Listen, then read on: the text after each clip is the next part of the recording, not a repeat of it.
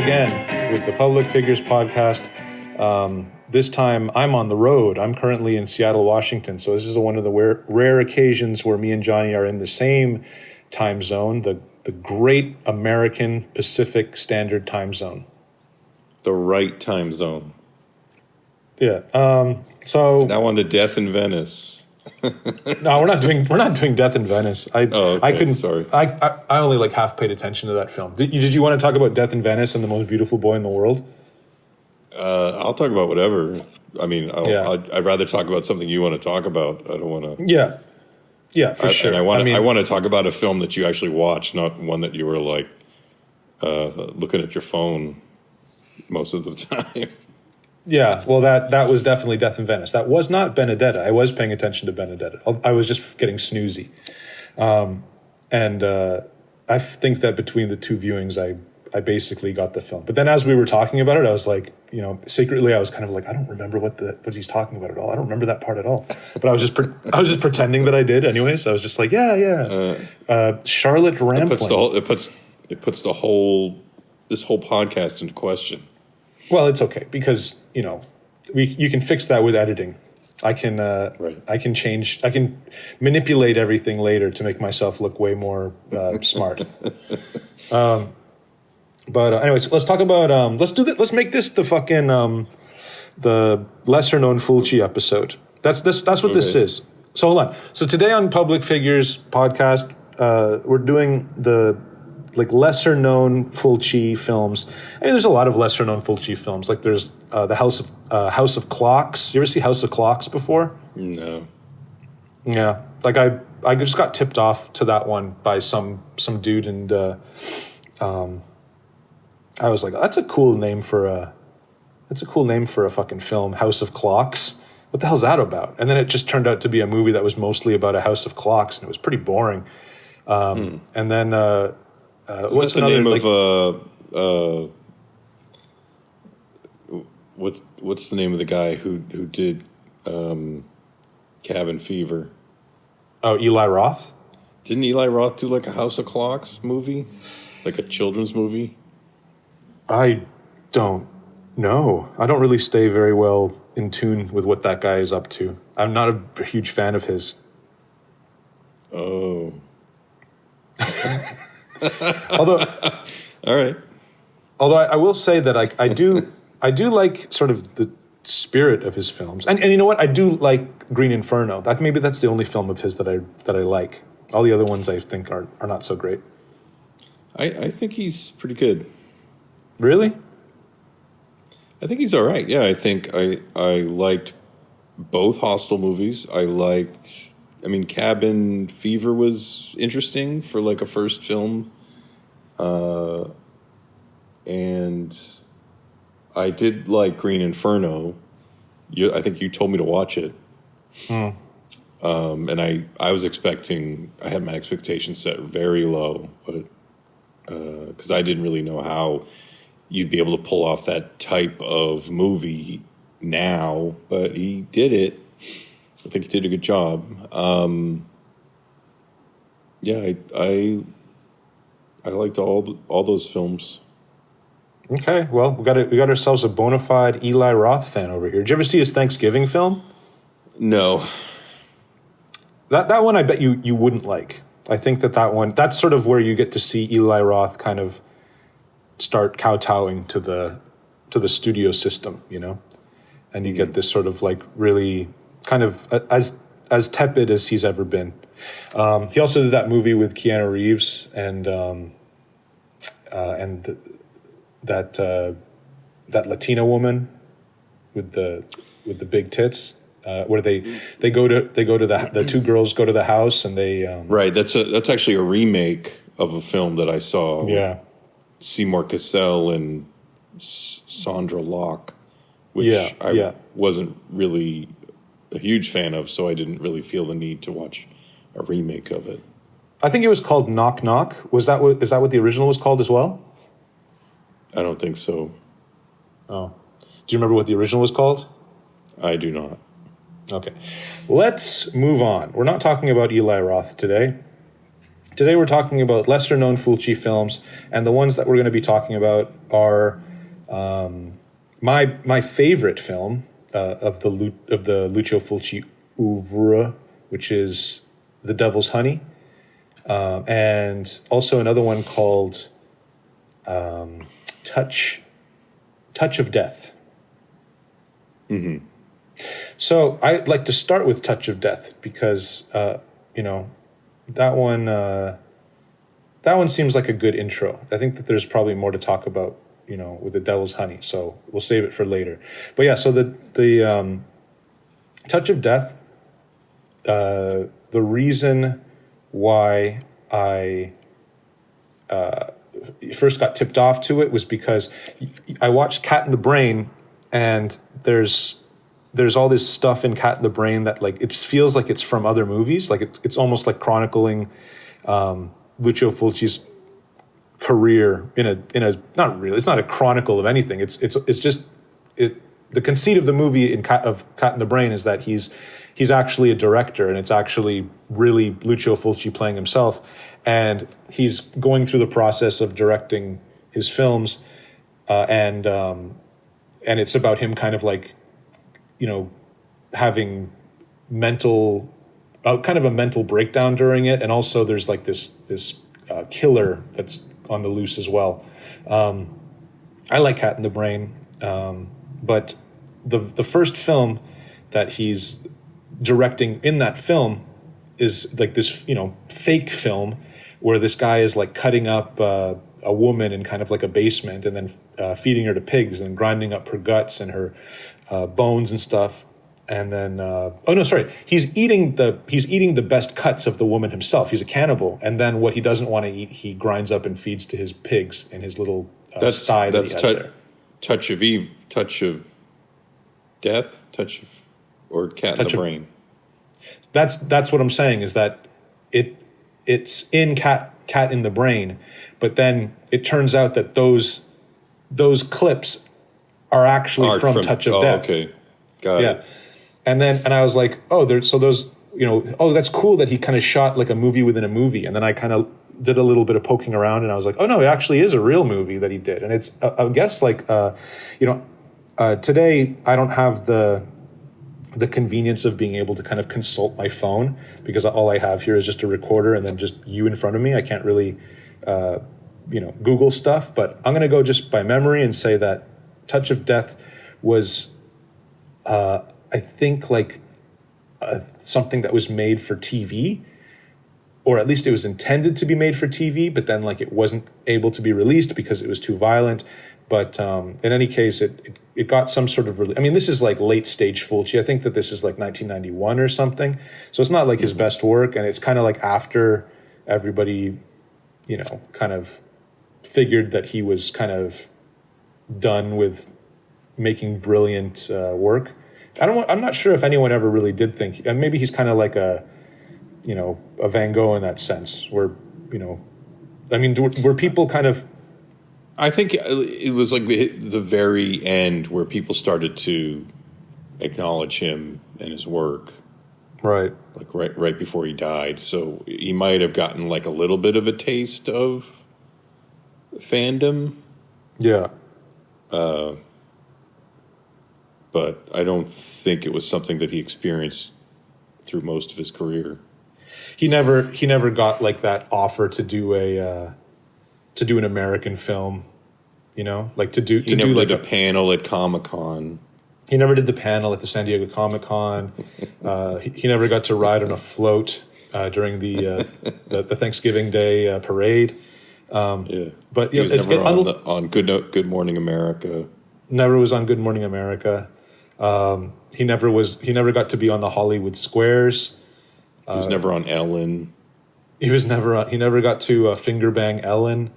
But the thing about Lucio Fulci is that he never really had that crossover success. Like, he made like the New York Ripper and filmed, like a lot of these guys did, and filmed some movies in the US because there was an incentive to kind of do like international movies where they could dub them in different languages and sell them to different markets. But he never actually did like an American studio film, like Sergio Leone, who famously did Once Upon a Time in America, and got to work with like the best actors of that time and stuff. Like, so I guess Sergio Leone was, he was the one who was kind of brought into the Hollywood fold and was able. The stuff the that Italian, Fulci shot in America, was that legal, or was he just like coming here and shooting it without any license or anything? I don't know. I mean, I would have to speculate on that, but I mean, all I can say is that like things were a little more fast and loose back in those days.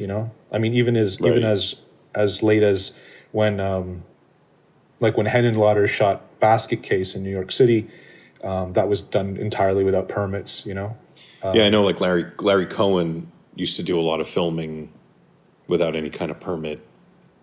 Yeah, but I wonder, like, because Lucio Fulci's foreign, if it would be even more difficult for him to pull it off. But I don't know. He just goes like I don't speak English. I don't understand, and everyone's just I don't know what I'm doing. I don't know what. Where is the bathroom? But what is a permit? Yeah, a permit. I got your permit right here. And then he pulls out his handful of spaghetti. Pulls out a handful of spaghetti. I don't know. Like, I mean, I would imagine that, like, I would imagine that it was just, there wasn't anything like, super crazy or risky going on. Like if it was being done illegally, it was like just par for the course, and like everyone was doing that at that time. Right. That's the way I see it, but who the fuck knows? Yeah, so that's just a little kind of, sort of, I guess, we're just kind of talking about who Lucio Fulci was at the time when he made Touch of Death. But Touch of Death was something very similarly to when you watched The Green Inferno. I watched with very low expectations because I know how boring these fucking films can be when they're bad. And I was just like, oh boy, here we go. I've seen my share of boring Fulci films, like Enigma, probably a few others. But do you like Demonia? I can't remember. Enigma's are they both with nuns? Yes. Well, I mean, sort of, like religious-ish kind of stuff. Yeah. There are nuns in Demonia. I can't tell one from the other, so I don't know. Maybe. Well, that's a good answer. That's a good answer to the question. The answer to the question is, Demonia is another boring one. But I mean, he's like there's like he did Perversion Story, which was an earlier one, which didn't really grab me either. So I mean, yeah, like he's definitely done some snoozers, but he's done a lot of good stuff too. So yeah, no, it's fine. But I mean, all I'm saying is that like this isn't an indictment of Lucio Fulci. I'm just saying that like going into Touch of Death, I kind of had my expectations very low. And what I was surprised by was a pretty fun and funny sort of like very dark comedy. I was saying this to you before, that I believe that once in a while Lucio Fulci is trying to be funny.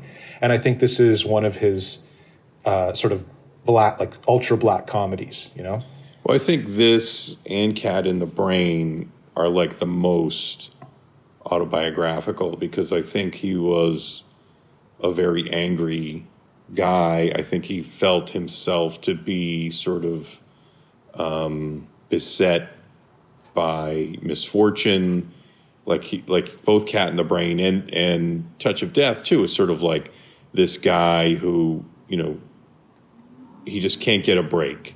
And even though, like in Cat in the Brain, he's a filmmaker, and just like at every turn, he's sort of hit with misfortune and bad luck, but in a comedic in a comedic way.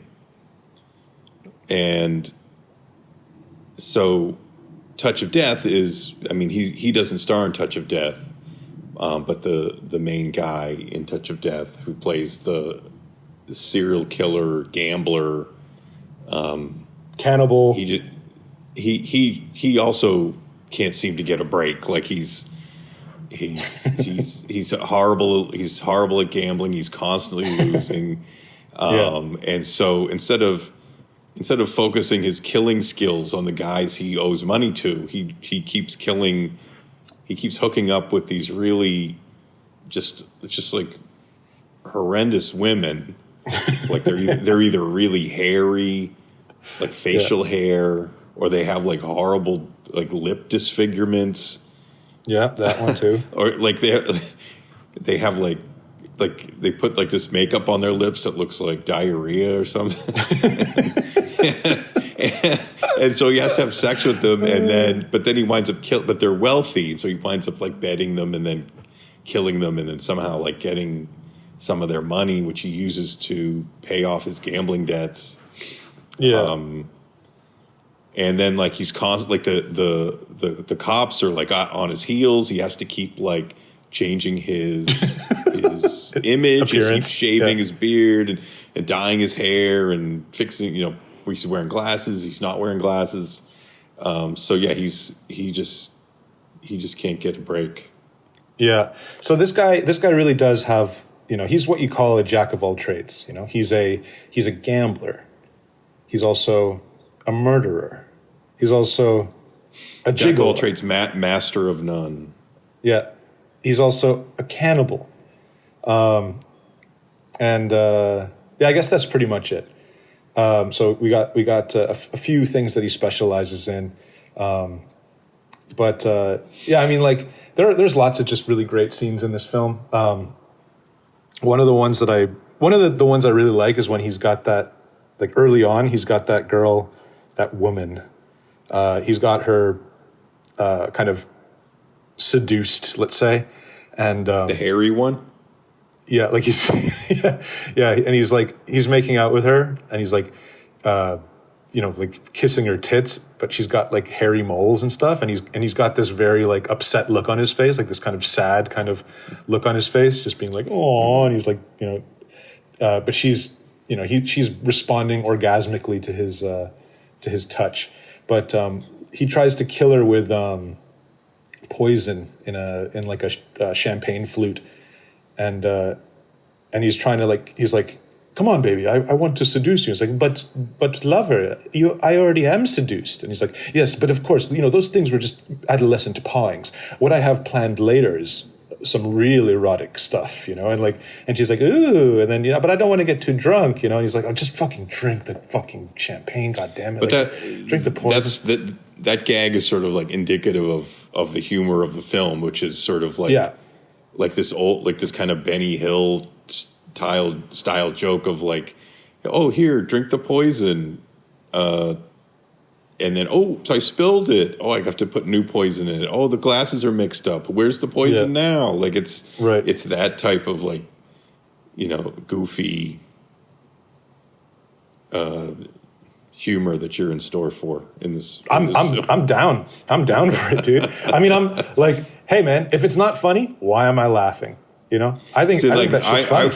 That stuff wasn't making me laugh as much as the horrendous women he had. Like he really went all out with like just like having to have sex with the hairy woman, and then the horrible like mole woman, and then each one is like a new mutant. Yeah. I mean, it all it all plays together. Like it's just him.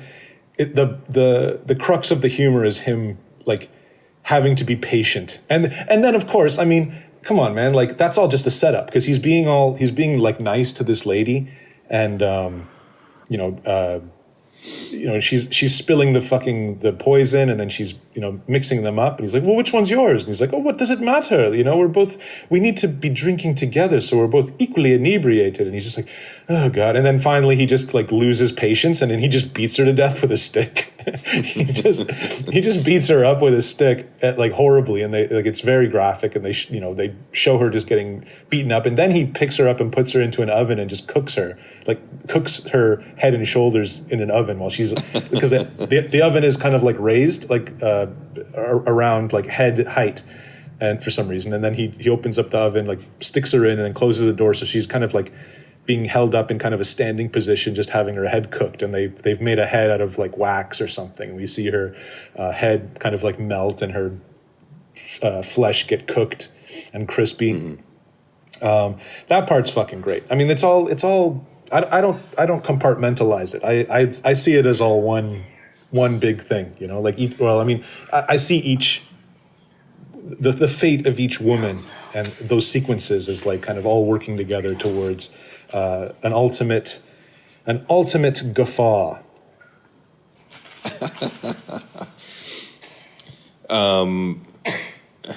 Yeah. Okay, so there's that one. Fuck, and then what the fuck? Oh, and then there's that part where that bum like. Recognizes him, and then he like runs over the bum, and he's chasing the bum around and everything. Do you recall? Do you know what I'm talking about? Do you recall this? No, the bum. Really? Yeah. There's like a homeless guy. There's like a homeless guy who's kind of like, hey, oh, you're the guy who killed Mrs. fucking Fairfield. Oh right. Okay. Yeah, I remember that now. And he's like, oh, it's okay. You give. He's in the back seat of his car. Like he gets in the back seat of his car.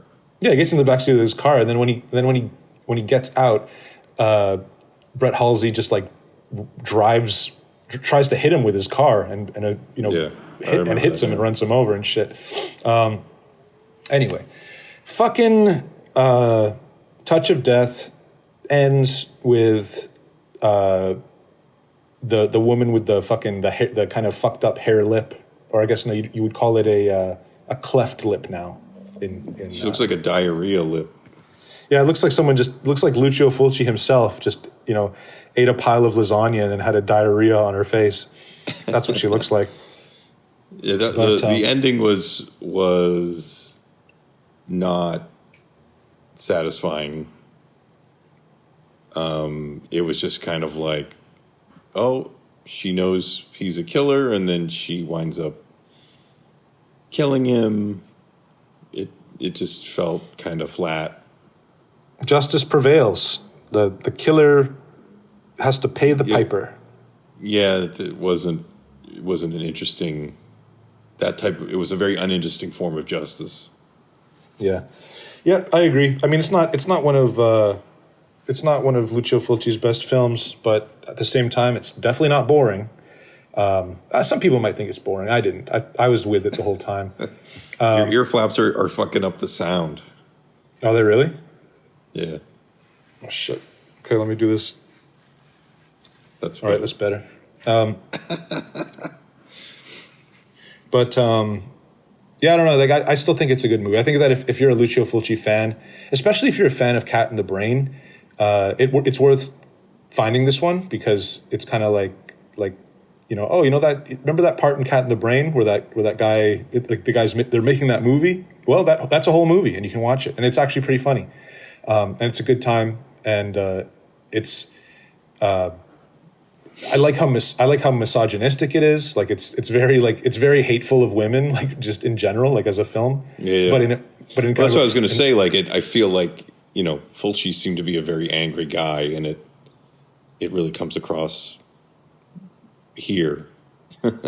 like I feel like this is like one of his more autobiographical films, and that aspect really comes through in this film. I do wish that it had a stronger ending to it. It just kind of peters out. Yeah. You said before you were hoping that he would use the lobster claw cracking things. Yeah, because they kind of do like a setup where he's getting like the lobster claw ready. It seemed like we were preparing to see like something really gnarly with it's because it's not a usual murder tool. The lobster cracker. Right. So I was waiting to see what he was going to do with it, and then when we don't see that, I was very disappointed. Are you a fan of lobster? Are you a lobster guy? I'll eat it if it's offered, but it's not like something that I seek out. Yeah. It's just not enough, you know? Like you order a lobster and it comes there on your plate and it looks like it takes up a lot of room, but then like what you're actually able to eat is like not that much. It's like really just Also, like 4 bites. It's a lot of work. You know, you got to do all this bother me. cracking and pulling, and well, it's a lot of work for very little reward. Right. Like a sunflower seed versus a pistachio. Right. It's just, a lot of work. It's very expensive, and you don't really get much out of it. But if somebody wanted to buy me lobster, I would eat it. Sure. Yeah. I used to like lobster a lot more than I do now. I'm kind of over it because I would always sort of jump at getting it. And then these days I'm kind of like, you know what? I've been duped. I've been duped by Big Lobster. Anyways, moving right along. I guess we can talk now about The Devil's Honey because Touch of Death. But Touch of Death, I would give two. I would give it maybe 2.5 eggplants only, and I would say like I would only recommend it to somebody. I was like, okay, you like Fulci, you maybe should check this out. I wouldn't recommend it to a normal human. No, absolutely not. I would not recommend it to a normal human whatsoever. I'd also give it 2.5. This is, you know, you see this one before you see House of Clocks, you know. See this one before you see Enigma or Demonia. This one actually is like, you know, something that makes sense and has a little bit of a sense of humor to it, and you can feel the hate. I liked it more than Perversion Story. Yeah. Okay, there you go. 2.5 across the board. Moving on to The Devil's Honey. As I said before, this is. I mean, what would you say is your favorite? I mean, I like. I really like City of the Living Dead for like his sort of horror stuff. In fact, like City of the Living Dead and The Beyond have a lot of similar DNA, but I prefer City of the Living Dead because I just think it's more to the point and it's a little meaner, I think. I might be with you, and also I feel like I have, like that was like I saw that movie very early. It was like a very early film. Saw it as a teenager, so I have like a nostalgic attachment to it, I guess. And I've seen it many times since then, and yeah, I think it is probably, you know, as far as all the gags, the horror gags of like vomiting guts and the maggots and the drill. The drill through the head. Like I feel like it's probably got the most fun stuff out of everything, and just the tone of it. The story is cool. The whole. I mean, I remember like it was like one of those things where I'm at school and somebody's like telling me like the plot of the movie, and it sounded so insane and impossible. Oh, like there's this priest and he hangs himself, he commits suicide, and that opens the gates of hell and all this whole thing. And I was just sort of like, whoa, what the fuck is that? It sounds like an insane person made it. So had a big impact on me as a kid. Yeah, sure. I mean, how old do you think you were when you saw it? Like 15 or 16? Well, I guess, you know, I would have had to have rented it on video, so I'm going to say maybe like 14 or 15. Right. Yeah, I probably saw it around that age as well. The Lucio Fulci film. So we're that, talking like 1985? Jesus Christ. You were 14 or 15 in 1985? Yeah. You're already fingering girls. No, I wish. only guys. I haven't girls. You're only fingering guys. Yeah, well, you know, That's West great. Coast style. West Coast. I was going to say the film that I like the most from Lucio Fulci is maybe not the one I like the most, but the one that I have watched the most, and the one that kind of like just seems to be the most well-rounded is Zombie, the zombie flesh eaters or whatever. Has a few different names. It's the most like straightforward and just, it's the least it's one of the very least abstract ones. It's got lots of great kind of gags in it. It's also very like ambitious. Like there's a lot of like the part with the shark and like Right. there's I don't know. I just feel like it's a pretty like solid, confident movie. There's the part where like they go in. There's the eye scene. Everyone loves the fucking eye scene where like the Great woman, scene. yeah, goes on for ever. And like I used to have the I think it was an Anchor Bay release, just with the that famous zombie on the cover with like the muddy face with the worms in his eye and the red Right. letters on the bottom. I have to say that Zombie, out of all the Fulci movies, that one might have the best ending. Oh right! Oh my God! The zombies are everywhere. They're taking over the world. But just That the ending? way that sort of is, because they're on the island, and as far as you know, like the island is like everything's just happening on the island. All the zombies are on the island. So when they get back to civilization, there's this initial feeling of they've escaped the island of zombies. They're back in civilization, and then they realize like, oh, the whole planet is now taken over. There's nowhere to go. Yeah, but I mean, all you really see is just, like maybe 50 people like walking across the, Brooklyn Bridge.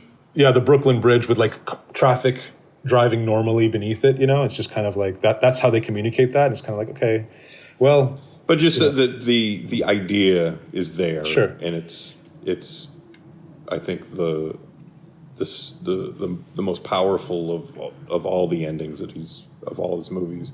All his horror movies, I feel like, have like really solid endings. Like they really kind of land well.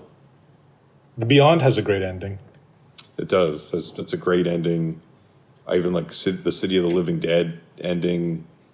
That one's like kind of ambiguous and kind of doesn't make any sense, doesn't it? The City of the Living Dead ending. The fact that some of his endings don't necessarily make sense because a lot of his movies don't make sense. There's a lot of stuff going on in the movies that doesn't really make sense, but there's always this kind of like nightmare logic, especially to the Beyond. Yeah, that I feel everyone uses that. works. I think that term was coined, in discussing Lucio Fulci. That idea of nightmare logic. I don't know. I think it works. I don't know necessarily if that's something that works all the time, but in this case, with like he's good at it. Like for whatever reason, it works. Yeah, that's a good point. Like sometimes, like there are these phrases that people will use when they don't know how to, like something doesn't make sense or they've have a plot hole or like a lapse of logic within the film, and they'll be like, "Come on, it's nightmare logic. It's an unreliable narrator," something like Right. that. But in the case I mean of that's the Lucio thing. Like Fulci, I mean I don't have an example off the top of my head right now where it's done badly. I'm sure there are examples, but I think in Fulci's case, he seems to be good at it because I think he's never pretentious. Because I feel like people who are actively trying to do nightmare logic, there's this aspect of there's a chance you could wind up looking very pretentious, and that always like makes the whole thing fall apart. yeah, His movies never feel pretentious at all. yeah. That's a very good point. He does he does like dabble in abstraction quite a lot, but it never feels pretentious. It feels more just like this is just a kind of a very peculiar guy, and this is just Yeah. kind of like what he thinks is a good idea, you know? Yeah, he's coming from a very sincere place. You never get the sense that he's like, he's some nerd who's trying to put one over on you. Yeah, exactly. trying to show you how smart he is. Fulci doesn't come off as a nerd at all. Like that's the one thing No, I really like not at about all. him is that he comes off as just like a guy who, like, who will explode in anger very easily, who eats a lot of like red meat, and it enjoys like being outside and like fishing and doing kind of like old man stuff. Yeah. Look, that's the thing. Like, whenever you see a picture of him, he always is an old man. He's never young. He's always been an old man. He's just like one of those guys who's just perpetually an old man, and it comes off in his films. And he's not like some nerdy horror fan kid, No. some Rob Zombie kind of a Eli Roth guy. He's not some horror fan. He's just like, I have a job to do. Oh, you want me to make a horror movie? All right, here's the fucking horror movie. Like you don't get the sense that he's like, he's not paying homage to anything. No, He's not trying to show you how brilliant he is. He's just like, here's the fucking movie. Oh, you want, here's the zombies, here's the fucking blood, let's put more blood. Like, he's just a kind of a journeyman, kind of a director who is just a really angry, who maybe hates his job. It's in his blood. What he does is just innate. It's in his blood. It's not Right. It's not a put on. He is who he is, and that's something that is it's priceless. Lucio Fulci You can't go priceless. to school and learn No. what he did. He knew what he wanted to do, and he did it. Yeah. So there's like this kind of just innate, kind of like deranged talent, and then also this stubbornness and fearlessness that causes him to like, push to actually have these things on the screen, because Lord knows when you're making a film you have to if you're making a film and you're doing something that like is not normal or not doesn't have precedent, you have to really push to get it through, that's a little thing, commemoration of Lucio Fulci between me and Johnny Ryan there. But as we move forward, I said before, and I still do think that I believe this, is that I think the Devil's, although it's not a horror film and it's kind of like not really what he does best, like, arguably, but The Devil's Honey still is like my favorite Lucio Fulci film, because it's just so it's just so entertaining, and it never stops being entertaining, and I'm laughing. You say it's not what he does best. I think this movie is exactly what he does best, which is, well, okay, well, you know what I'm saying. Well, he loves to fuck with you. He loves to shock. He loves to come up with the most crazy fucking shit, and because he feels like that's what's going to get people to watch this movie. Right, but in a more kind of like, he's not known for doing like sexual erotic thrillers. He's more known for doing horror stuff, and also those are the like. And my point is more about like how the horror stuff is like what made him famous. Like that's what I mean when I say like he But does I it feel best like insofar that that's what brought him the most success. But I feel like the stuff that's in Devil's Honey, like those moments that are like there to like shock and disgust, that's an aspect that runs through all his work, whether it's the westerns, the gangster cop movies, the horror movies, all down the line. He's always he's always trying to push it, to come up with crazy ideas that are wild and original and shocking. He's that to me, because it's sort of like he's not a very artful director. But what makes him interesting is that he has these very often crazy set pieces, these crazy gags, whether it's the zombie versus the shark, or the splinter through the eyeball, or raining maggots, or that fucking jar of acid kind of like precariously teetering on that shelf. Yeah, he all of his movies, like, you just like, that's the stuff you're looking for. That's what you want from him. And when he is delivering those things, that's when you're like, this is great. Like, this is what I want. That's what he's good at. Okay, the listeners right now who haven't seen The Devil's Honey, they're sitting here and they're like, when are you guys gonna we don't even know what this fucking movie's about. You guys are talking about sort of this, talking around this movie, talking about kind of like Lucio Fulci as a director, talking about all this kind of stuff. What the fuck is this movie about? Well, I'll get you started. The movie starts in a recording studio, and there's a saxophone player, and the saxophone player is named Johnny, and he's got a girl, and the girl's name is Jessica. And Jessica's played by Blanca Marcilla, and Johnny is played by Stefano Madia. And Stefano Madia is actually yet another young suicide. Because we really like young suicides here on... Oh, really? In real life, he was a young suicide? Yeah. He killed himself, less than 5 years after doing this film. Oh yeah. What for? Because he didn't want to live anymore. Because he was nude. He was forced to be nude in this film. Yeah. You know what? He was forced to get blown in this film. Well, oh no, you know what? That's totally wrong.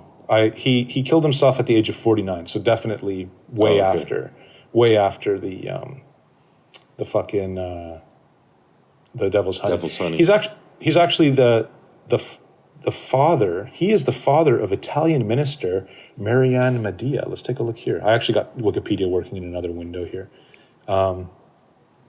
She's a politician of some sort. Not minister like religious, but like part of the Chamber of Deputies in Italy. It doesn't matter. So we got Johnny and Jessica, and they're in the recording booth. What are they doing in there, Johnny? Well, Johnny's making his new saxophone album, and you can tell, like, right off from the get-go, there's some kind of tension going on in the studio between Johnny and Jessica and the board operator producer. What's his name? I don't know. It might be Gary or Nikki. something. Nikki, and then Nikki's girlfriend. Nikki seems a little bit like a bitch right from the start. And so, yeah, Johnny's laying down his latest track. Actually, I tried to find the soundtrack to this movie on Spotify, but I wasn't able to track it down, which is too bad. You wanted to listen to it while you made love? I kind of wanted to incorporate it into my lifestyle, but I couldn't track it down. I was bummed out. Because it's a good answer. Yeah. And so I guess, like, they're taking a break, and during the break, Johnny decides that he wants to have sex in the studio with Jessica. She's a little reserved and doesn't want to do it. So Johnny decides an alternative thing that he can do, which is to put the saxophone like the saxophone opening like right up against her vagina and start playing his music into her vagina, which makes her have an orgasm. Yeah. Yeah.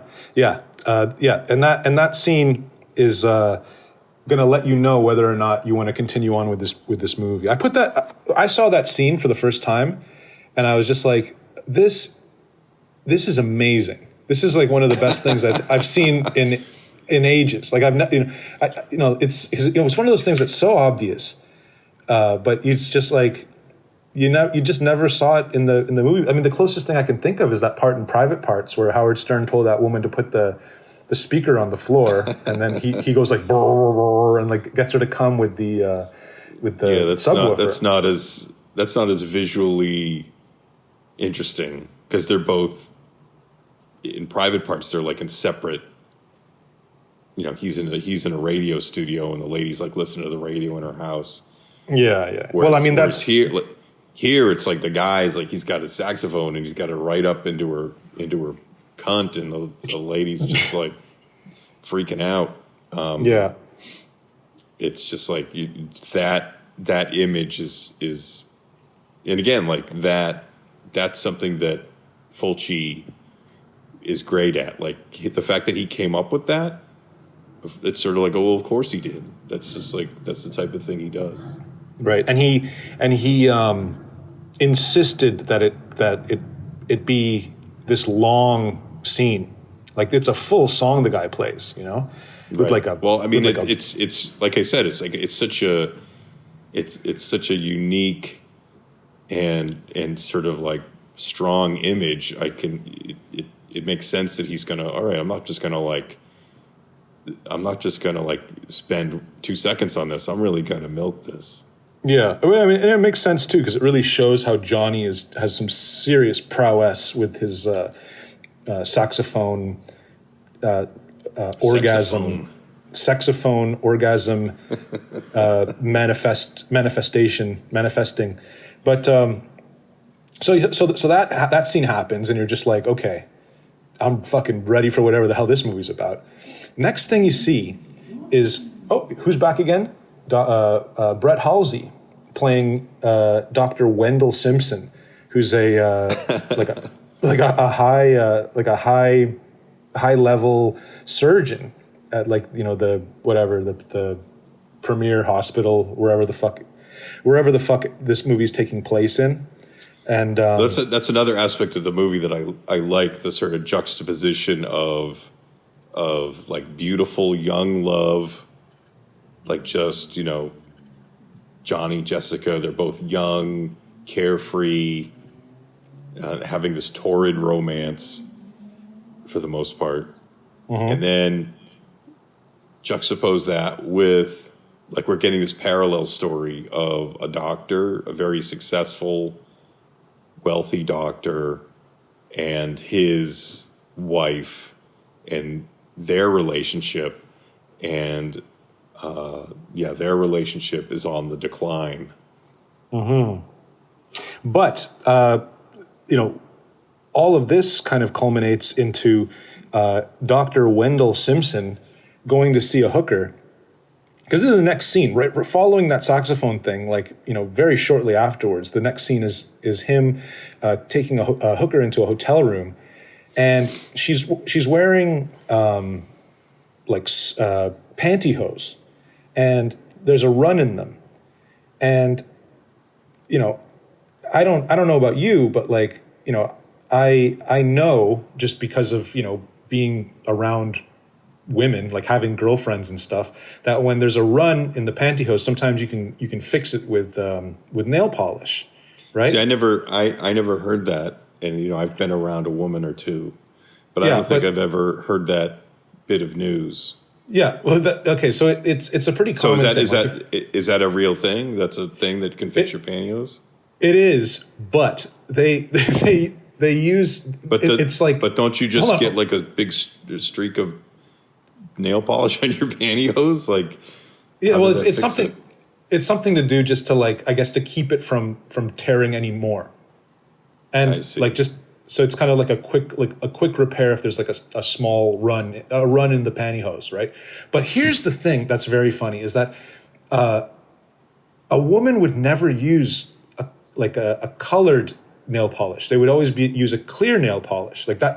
To use like a colored nail polish to do that would be unheard of because you're just fucking making this big mark on your pantyhose, and people are going to be like, oh, what the fuck's wrong with what's going on there? That's what was confusing to me because I was like, well, is this real? Like, how does this work? Like, you're fixing your pantyhose by painting red paint all over your pantyhose. So this is why it's so funny is because it's a complete like just fundamental misunderstanding by Lucio Fulci. Like it's just like he must have just heard somewhere like this is what women do. I heard it one time from one of my wives, and so he just kind of figures that that's just what they do. So he ends up like having this woman like start painting her pantyhose with like red nail polish, and I'm watching it with my girlfriend, and she's just like, "What is she doing?" And I'm like, "Oh, she's fixing her pantyhose." She's like, "You would never do that with a colored nail polish. You would do that with only like a clear coat." And I'm just like, "Well, that's not what Lucio Fulci thinks." Yeah, and then so then fucking Brett Halsey starts to get excited by this, and then the lady starts to she the focus is drawn away from the run in her pantyhose, and instead she fucking starts just painting her vagina. Well, she notices him noticing her, and noticing and like he's getting turned on, so she's sort of like noticing this, and that's sort of like what makes her start to like, oh, you like this? Well, then she starts like painting her vaginal area with the red nail polish. That's what I just said, Johnny. Jesus. No, you didn't say that. Like you just made it sound like, oh, she just starts painting her pussy for no reason. Like she sees that he's like getting turned on by her painting her pantyhose, so that she starts like going crazy on her own pussy. All right. Well, in the comments, people, let us know if I was not clear or not about that point, because I think it was implied and it was fairly clear. But anyways, Johnny felt the need to come in and specify that she saw that he was getting turned on, and that's why she started she takes the little brush from the nail polish and starts painting her kind of vagina vulvular area. Okay. So now she's got this fucking fire hydrant red vagina. And then Brett Halsey fucking just gets in there. And by this time you're thinking, okay, I've seen some pretty crazy things going on. I'm seeing a woman painting her pussy with nail polish. Nail polish is not easy to get off. You need to use nail polish remover to get fucking nail polish off. You know what I'm saying? So I mean, it's not like already. And I know you know how it is. Like when a girl's in the same room as you painting her nails, like that shit's like strong chemicals. And it's just like she's putting it on her. That's what I was thinking, because when he sticks his face in there, and then he like he makes his whole face red with nail polish, and then he climbs up out of the nail polish pussy and starts kissing her on the face. All I could think about was like that strong nail polish odor, right? Like it's all over your face, all over her face, and they're like doing like these deep French. There's a lot of like deep French soul kissing in this movie, like lots of tongues. You like totally see like the tongues coming out and licking and sucking the tongues and the lips. Oh yeah, like they really get in there, and it's like, and now it's sort of. I mean, I'm sure the prop department just like it was probably like Nutella or something, but yeah, then I'm just sort of thinking like, oh, they're getting like nail polish up their nose and their mouths. It's kind of crazy. By the time that he's done having sex with her, she's got nail polish all over her face. Like her face is just red. Like, well, I mean, obviously, it's not like her face is completely red, but it's his face is completely red. Yeah, but her face. I mean, her face is got like just huge big streaks, like this, like palm-sized streaks of nail polish on either side of her face, and then she leaves the hotel that way, upset with him. Because he's like, get out of here, you fucking whore, you stupid fucking bitch. Right? See, you keep rushing through it because they start doing the whole kissing thing. He's like spreading the nail polish all over. He's got it all over his face. Now they're kissing. She's got it all over her face, and then I think he at that point starts fucking her, and it takes him at least 5 seconds to ejaculate, and then he's like, "All right, now get the fuck out of here," and kicks her out. Okay, so the point you're making there is that he prematurely ejaculated. That's a he's a quickster. Yeah, yeah. So he prematurely ejaculates, and then he kind of kicks this woman out. Immediately he gets the post-cum clarity, and he kicks out this fucking painted face whore. In the most insult, he can't just say like, okay, well that's that, goodbye. Like he has to insult her. Yeah, he bellows at her. But maybe that's part of the fun, I guess. Right. Yeah, it's part of the kink. So the thing that happens after that, I mean, here's the thing about this movie is that it's just scene after scene, like, and there's so many just logic. There's so many scenes to talk about. There's so many just individual little vignettes to talk about with this movie. That's why I like it, is because it's a great film to just kind of ponder, and also just it's a great film to kind of just be like, hey, check this out, and just show a scene to someone who's just kind of over, like, and then I mean, you know, I've put on that first opening scene with the saxophone before, and you know, some people are like, this is amazing, and other people are like completely weirded out and just leave immediately. Where do they go? They go home. They go home to have sex. They come over to Rob's house and you're like, hey, look at this, and they're like, bye. Well, it's like the end of the night, you know. It's not really like, you know, it's not like the first thing I do when I come through the door. No. You just have it queued up. Yeah, exactly. It's just there on pause. It's a friend tester. It is a friend. This movie is definitely a friend litmus test. There's a scene shortly afterwards where Johnny and Jessica are on a moped, and they're driving dangerously down a street, and then Johnny like sort of coerces Jessica to give him a hand job while he's driving, and they almost get into an accident. And then they go to like this little sort of hacienda, and there's a dog in there, and then he fucks her in the ass in the stairwell, like forcibly, and now we can start talking about their relationship, like, because right now I think the audience might be falsely under the assumption that they love each other, and it's just sort of this like fun kind of what's a good comparison, like a, you know, like what, you know, like what's a movie where it's just like two young people in love and they're carefree and they're just fucking all the time, and you know, it's like a Nora. It's like some people might think it might be kind of like that, the relationship between the Russian kid and a Nora. Like it's all just fucking all the time, and they're just crazy in love. In a Nora, they're like, at least at the beginning, the first half, they're both on the same page. Yeah, but here's the great thing about The Devil's Honey is that Jessica, for the most part, doesn't seem to really like it that much most of the time, but she sticks around. She like, even from that beginning scene in the studio, the whole reason he has to blow saxophone wind into her pussy is because she's like telling him to stop. Like, she doesn't, like, he wants to fuck or, you know, do something heavier. She's like, no. And that's basically their whole relationship through the whole, like, for the entire time that they're together. She's a bit of a prude. She's constantly complaining. Johnny's sort of like, just either he's in love or in lust with her. He's very involved with her. He keeps telling her that he loves her. He just says it over and over again. And he keeps trying to have sex with her. He keeps trying to do stuff to her, and she keeps pushing him away.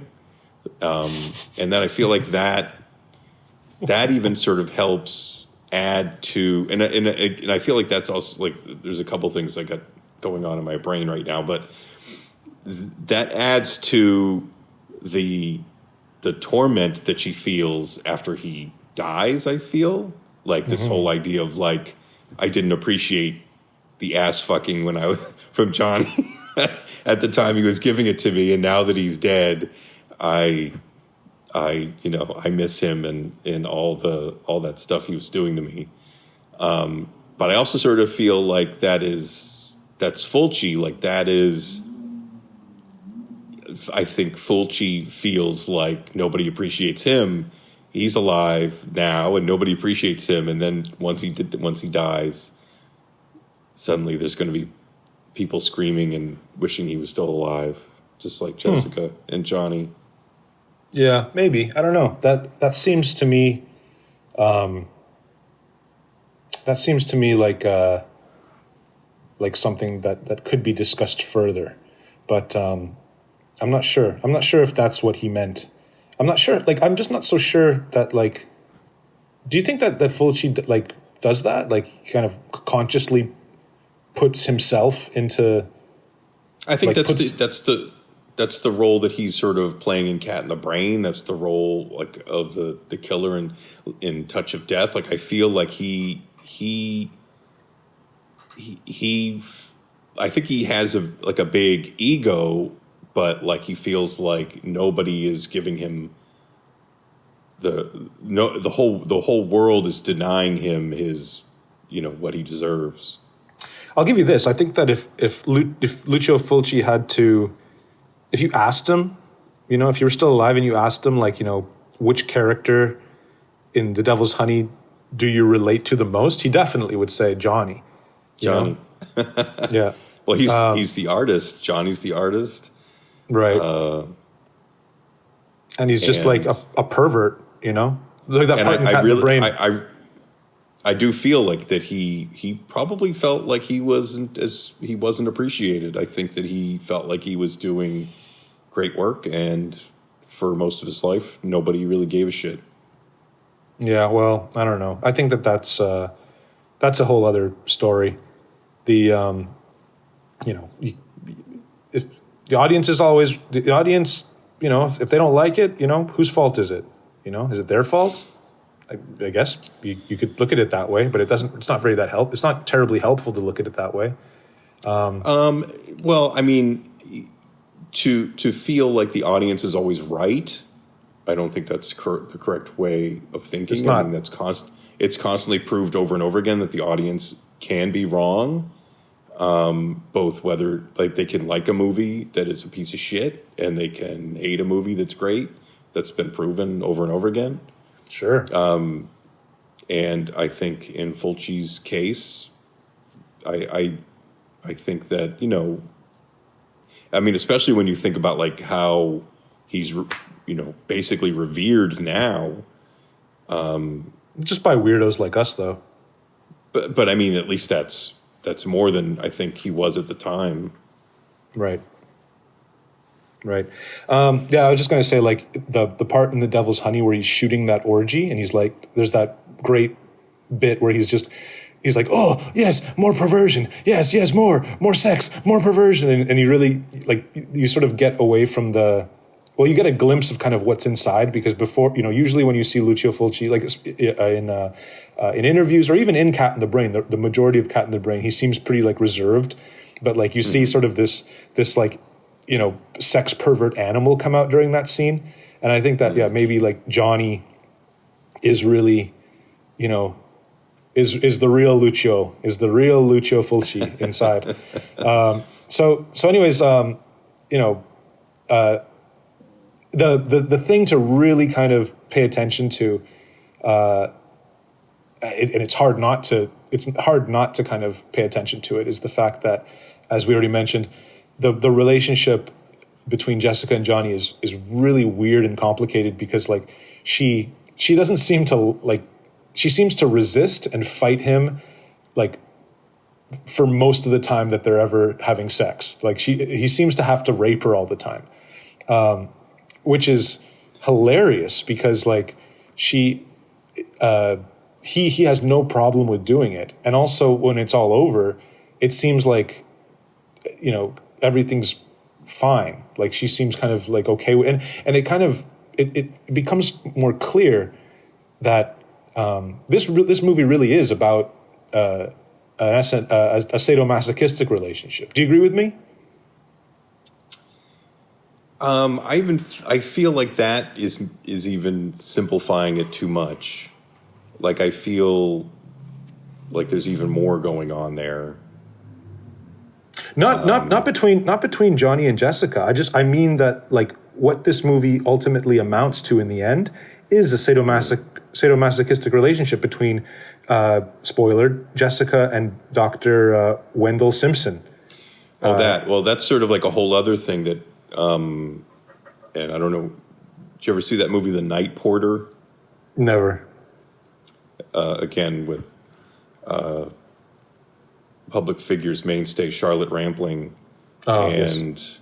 Dirk Bogarde, another staple from Death in Venice.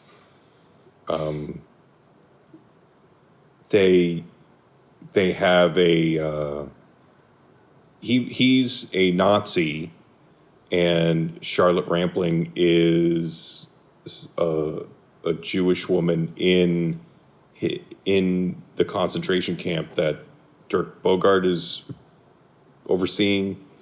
So they have like a relationship in the camp where he just kind of sees her and then kind of like starts having sex with her, forces her to have sex with him while she's in the camp. And then eventually, as we all know, the camps are liberated.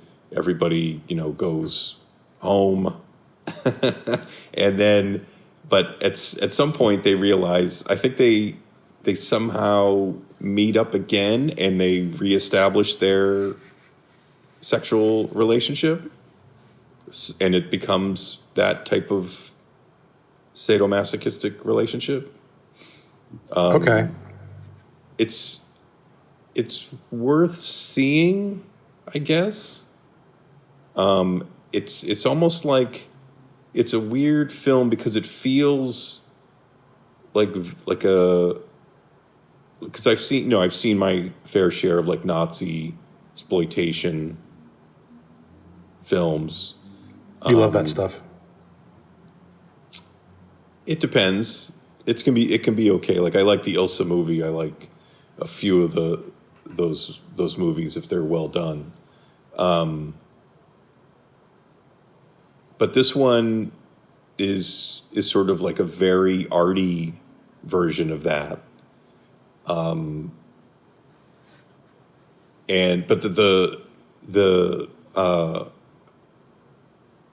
the sort of establishing that relationship, which was like, I feel like something that was very unique. Like, I think that was like the first time you kind of really saw something like that in film. I feel like that makes it worth seeing, like a sort of an interesting thing, but it does feel probably a little bit pretentious, and it makes me feel like I kind of prefer the sleazier interpretations of that same, like a lot of those Nazi exploitation movies I feel like are just kind of like they're ripping off The Night Porter, but but it's like a low budget sleazy version of The Night Porter that's a little bit more entertaining. Right. Well, listen, man, I haven't seen that movie. Okay. That's okay. So, regarding The Devil's Honey and the sadomasochistic relationship on display, let me clarify. Like, I don't think that Johnny is a sadist by any stretch of the imagination. He's just out of control, lusty. He just is all feeling good. He just likes. I feel good. like we can't really, like, until we sort of like talk about the sort of big reveal at the end. Mm-hmm. Only then do we get a full picture of Johnny, but then by getting the full picture of Johnny, it adds more confusion to his relationship with Jessica. Right. Well, let's it makes her like her feelings and yeah, it just throws it throws a wrench, I feel like, into their whole relationship. Well, and the big reveal is what? Well, she's having a flashback. Like, this is after Johnny's dead, and she's like, kidnapped the doctor and is like torturing him, and the doctor who didn't save Brett Halsey, who didn't save Johnny's life. That's a whole other thing. Like, let's just get through that real quick. Like, basically what happens is that Johnny has some sort of like brain aneurysm or whatever, and because Doctor... But what caused the brain aneurysm? What causes the brain aneurysm? I mean, it's a subdural... I think it's just like a subdural hematoma. It's because of the motorcycle, when he falls on the motorcycle, right? Right. But it's sort of like, it's this whole sequence where, like, after their anal sex, she's pissed that he forced her to have anal sex. And so she's all like, I hate you. And he's riding his motorcycle in circles. And declaring his love for her.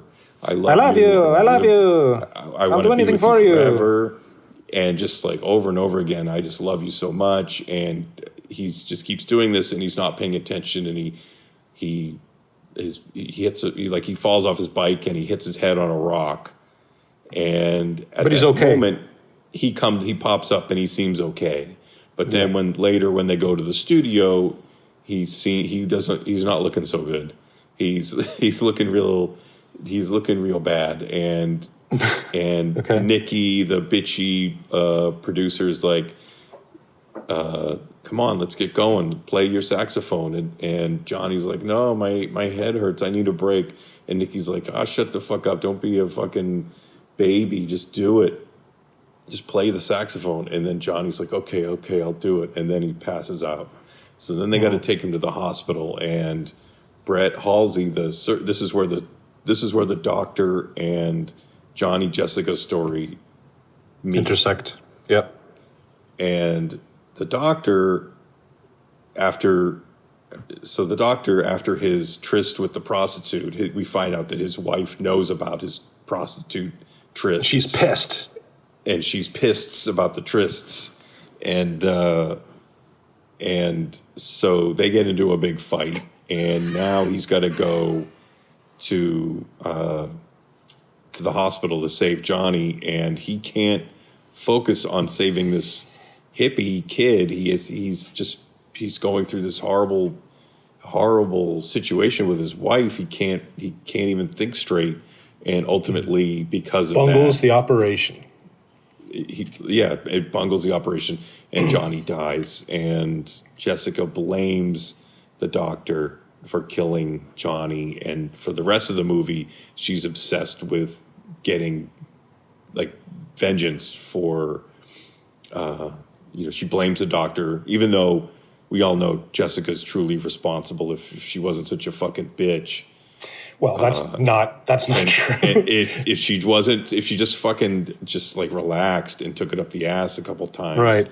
Oh, okay. Johnny was a real nice boyfriend. If she wasn't such a bitch and a baby and just relaxed, Johnny wouldn't have to have done circles around her with the motorcycle, declaring his love and having the accident. So she's purely to blame, not the doctor. But she blames the doctor because she can't blame herself. She really forced his hand to do those circles with the motorcycle. Of course because she's annoying. Yeah. So he's just like constantly whining and complaining, like, no, stop it, no, stop. I don't want to have sex with you. No, I don't. I don't want to have this gun in my pussy while you film me. Yeah, there's a part where he makes her put a revolver in her vagina, and then she's like, "And just what do you think this is for?" Like she's like, It's you guys, everybody listening to this, you got to see this fucking movie. It's so funny. It's insane. The whole thing's completely fucking insane. But anyway, but listen, we're like, I don't know why it's taking so long. Basically, Johnny and fucking because Johnny. I feel like hold on, let me just do it. Johnny, everything's interconnected. I got it. Johnny, Jessica, and Nikki go to a movie theater together, and during that movie, we find out that motherfucking Johnny is he's I guess you could say bisexual. He gets head. He gets a blowjob from fucking Nikki, right? Nikki I take as being gay. Johnny I don't even take as being bisexual. I just take him as just being like so horny. He doesn't give a fuck. He just wants his dick sucked, I mean, I guess you can. Well, he's specifically horny for Jessica. Like he doesn't seem like at least he's not portrayed as like somebody who just wants to fuck anything. He seems like he's fairly obsessed with Jessica. I'd say that you're right about that, but at the same time, maybe the resistance that Jessica puts up is what makes him so. It's kind of what it's like. It's a lot like anal sex. I mean, the reason why. I mean, correct me if I'm wrong, but I think the reason why anal sex is so alluring is because you're not supposed to, like, girls kind of try to avoid that, they're trying to tell you that you can't do that. So like when they say that you can't do that, you kind of want to fuck them in the ass more, and that's kind of the whole reason, that really is what it comes down to. And I think that that's really what the allure is with Jessica, is that she's always resisting. But I feel like the reason why I keep sort of going back and like getting into the minutia of this film is because it's just like every aspect of it needs to be explored and studied. It's very interesting. And we're like rushing to that moment where like he gets a blowjob from Nikki, but people listening are like, who the fuck is Nikki again? Nikki was the bitchy board operator in the studio who keeps sort of like, he's just a bitch. And like right off the bat, he seems gay. He's just like, he looks like a real gay dude. He's catty. But he's got a girlfriend there. So you're just kind of like, well, I guess he's not gay, but he looks gay, but I guess he's not. But then he's got a girl there. There's a girl standing there. It's not really explicitly said that they're together. But sorry. No, but at the end, when she's having the flashback, when they're having their romantic, Johnny and Jessica are having a romantic flashback in Venice, where they actually meet Lucio Fulci, who's selling bracelets at a cart to tourists. They're there with Nikki, and Nikki's there with his girlfriend, and they sort of pair off and go their separate ways. Like, oh, you disappeared. Oh, did I? Sure I am. Oh, there you are. Yep. And so Nikki and his girlfriend are off in Venice doing their thing, and Jessica and Johnny are doing their thing. And then at some point, Jessica and Johnny, there's like this kind of meet where they meet Nikki again, and Johnny and Nikki are like, it's almost like a showdown. Like they're like just looking at each other with these big grins on their faces, especially Nikki. Like there's big smile, but Nikki's girlfriend is nowhere to be seen. And then it's literally like about like 20 seconds of them just like staring at each other. And then Jessica's finally like, hey, where's that girl? Where's the girlfriend? Oh, she went back to the hotel. Hey, let's go see a movie. Okay. And then all three of them go to the movies, and Johnny and Jessica are, of course, making out in the movies, constantly licking, lots of tongue action. Lots of French kissing, French-style kissing. Like real close-up of French kissing, lots of saliva. And while that's going on, Nikki, who's sitting on the other side of Johnny, just all of a sudden dives down into Johnny's lap and starts sucking his dick. And then that's when Jessica notices like, oh, Johnny's getting his dick sucked by that guy, and she starts to scream and like freak out in the movie theater, while Johnny like doesn't even give a shit. Like that probably turns him on even more.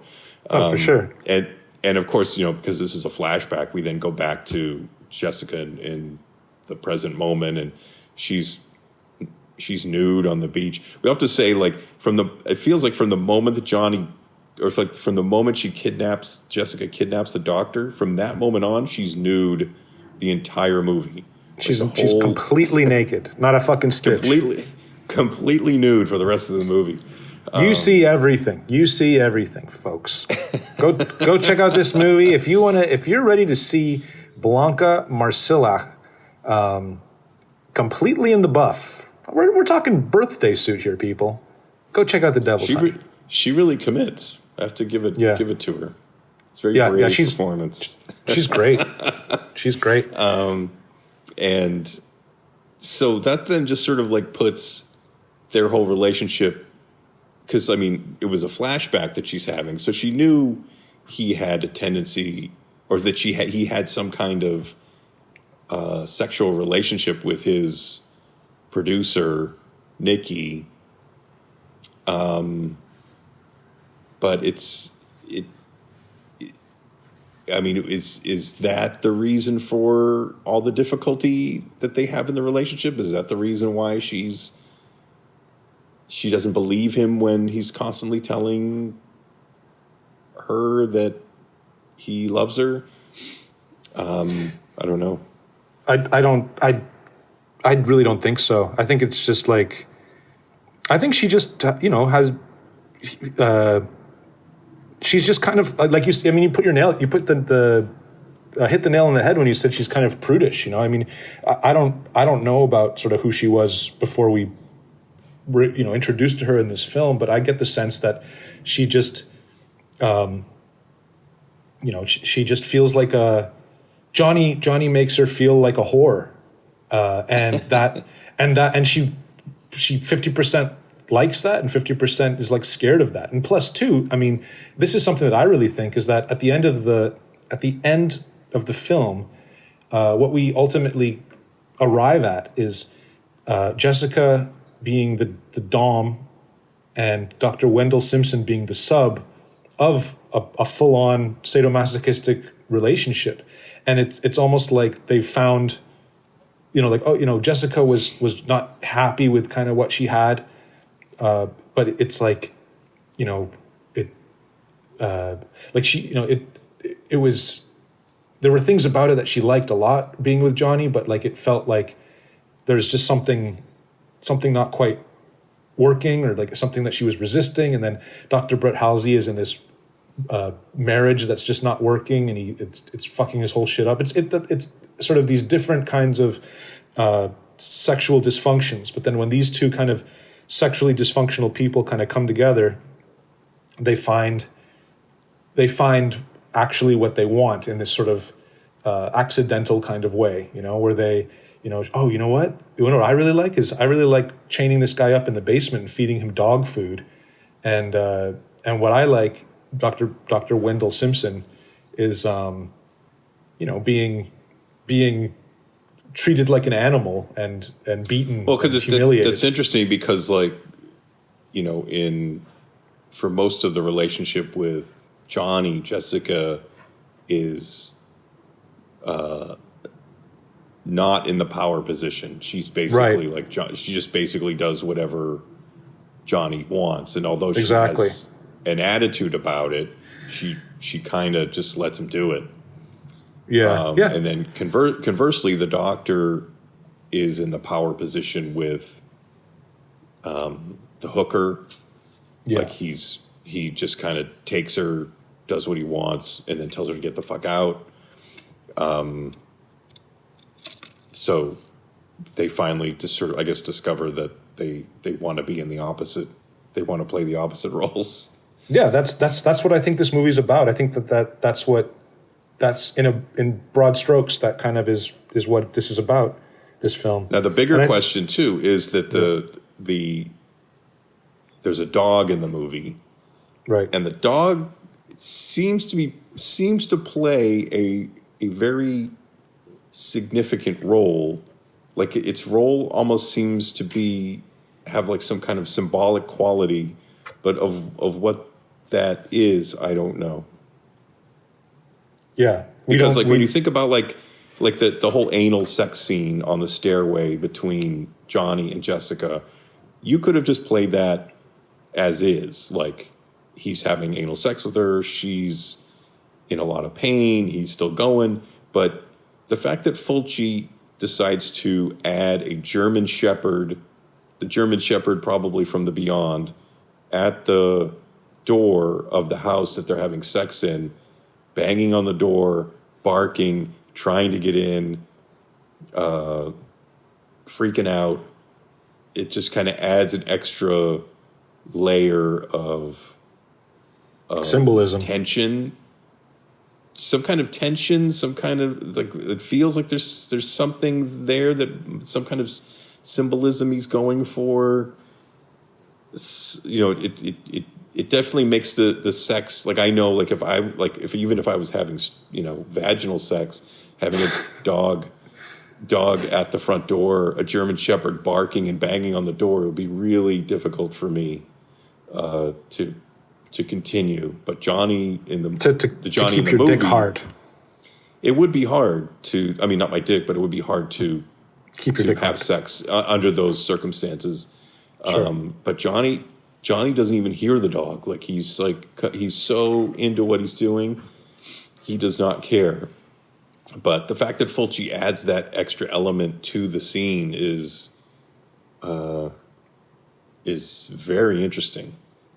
If anybody can tell us why the dog dies, there's a part later on. That's the other thing I was going to bring up. The dog's death is also like it's like a big moment, but it happens out of nowhere. You don't know why it happens. Yeah.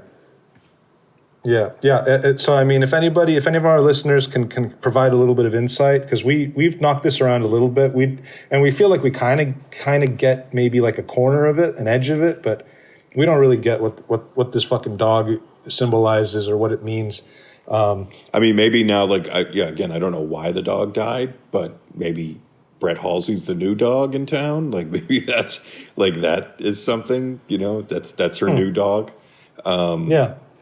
I mean, that's one of those like hiding in plain sight. Like it's hiding in such plain sight that it probably is something kind of like that or related to that.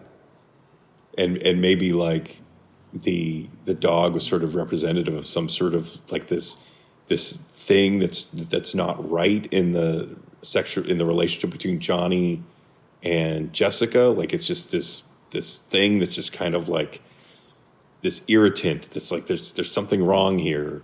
This relationship is not, it's not a real strong relationship. And then like in the relationship between the doctor and Jessica, the dog's gone. Like the dog eventually is gone, and maybe that's the thing that's like, oh, okay, that's now like this resistance is gone. Resistance is gone, and this relationship is a pure, real relationship. Yeah, there you go. Well, there you go. We figured it out. We don't need you fuckers anymore. We just workshopped it. Yeah, let me. You did a good job there. I want to recite the poem that Dr. Wendell Simpson recites to Jessica after saving her from a suicide attempt by having sex with her at the very end of the film. When you have spent your life like a fortune that never seemed to end. Let me start again. When you have spent your life like a fortune that never seemed to end, a second chance will come like a long-lost friend. Great joy will find you and flush you hot. No more will you ever be cool, for she is the devil's honeypot, and you'll drown in her, you fool. That's the fucking poem. Pretty good poem. If there's one thing I like, it's a good poem. And that one fucking hits the spot for me.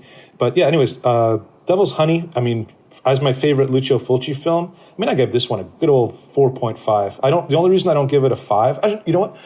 I'd probably give it a 5. I give this one a 5. One time I saw this film, like Damn. I can't remember who did this fucking movie. Or sorry, who like did the restoration of this film? I think it might have been Vinegar Syndrome, Severin. or did Severin do it? Okay, they have such a fucking gorgeous remaster of this film. Because I used to watch it just like the one that I could find kind of just online, and it's all old and Italian and hazy and stuff. But like the remaster that Severin did on this film is so nice, and if you can find that version, then that's a fucking 5 for me for sure. It's just such a great like erotic thriller. Not like it's almost like a gore movie, but there's no gore. Instead of gore, it's like sex. It's about being shocking and kind of challenging.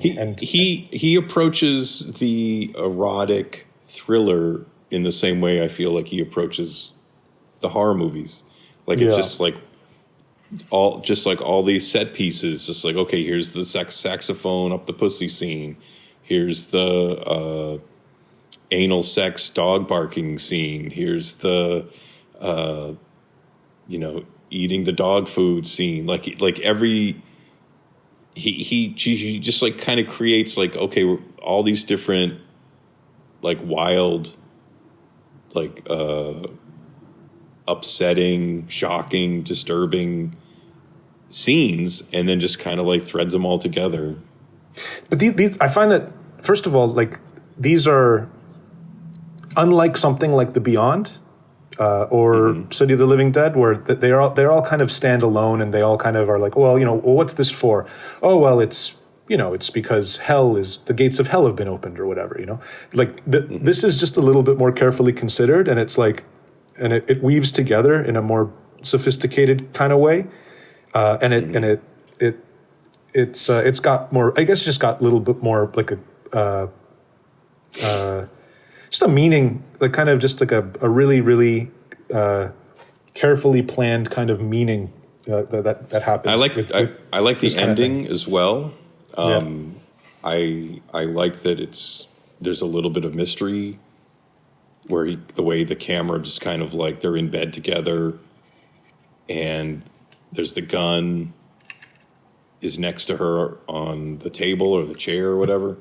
And the camera kind of like pans across the doctor and Jessica, and you see her kind of like she gives the gun, like she kind of glances at the gun, and then the camera looks at the gun, and then just keeps going out the window to the ocean, and you're sort of left wondering like, what's she going to do?